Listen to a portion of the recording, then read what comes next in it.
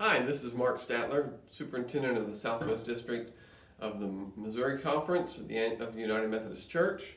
I want to talk to you today about 5 cups of coffee.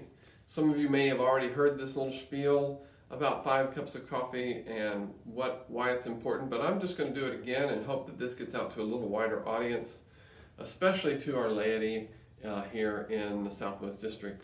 So 5 cups of coffee is really just a tool. It's a vehicle. It's a way to begin some critically important conversations in people's lives and in our churches. And it really is about helping people step into God's calling in their life.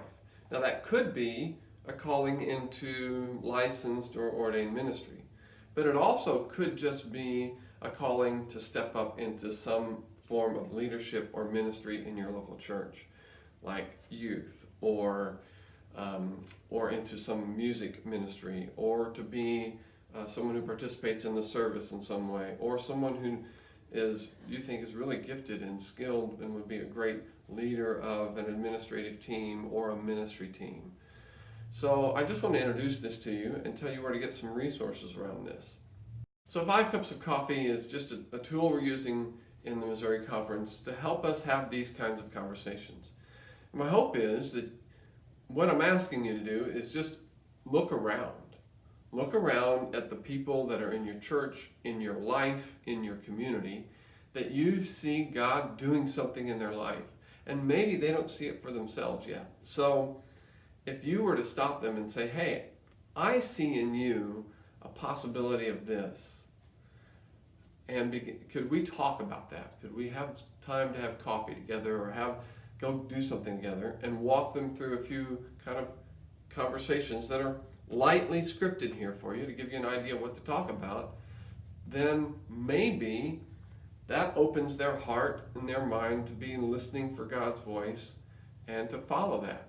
Many of us who have answered some calling in ministry have had significant people along the journey who've helped point this out to us, made it clearer to us that they saw something that we may not have been seeing in that moment. It's a biblical story too. That happens in the Bible. So I'm just asking you, if your church is looking for some more participants and leaders in ministry, maybe part of the problem is we're not having the kinds of conversations that we need to have. So I'm going to walk through this real quickly. It's a little card. The first conversation is the God conversation. There's a Bible story with it and a few bulleted questions to just kind of talk about as you sit down together.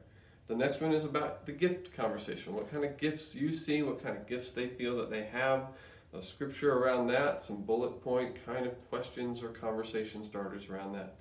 And then there's the passion conversation. What are your passions for ministry?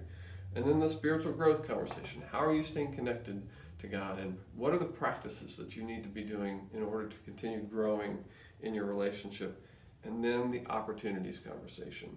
What are the opportunities that are in front of us to connect your passion and your gifts to the opportunities that are in front of us to do something in ministry?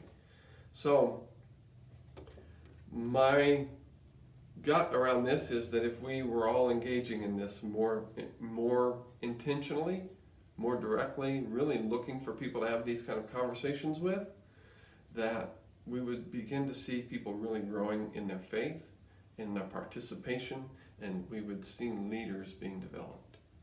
So I want to encourage you to find these. This is on the conference website, so go to www.MOUMethodist, Missouri United Methodist, MOUMethodist.org, and if you put a / and you just type in 5 cups of coffee, a page will come up. There'll be more teaching about this on a video from Karen Hayden, and then there'll be a PDF file that has this information all on it right there on your screen for you, and you can print it from there and have it in your own hand.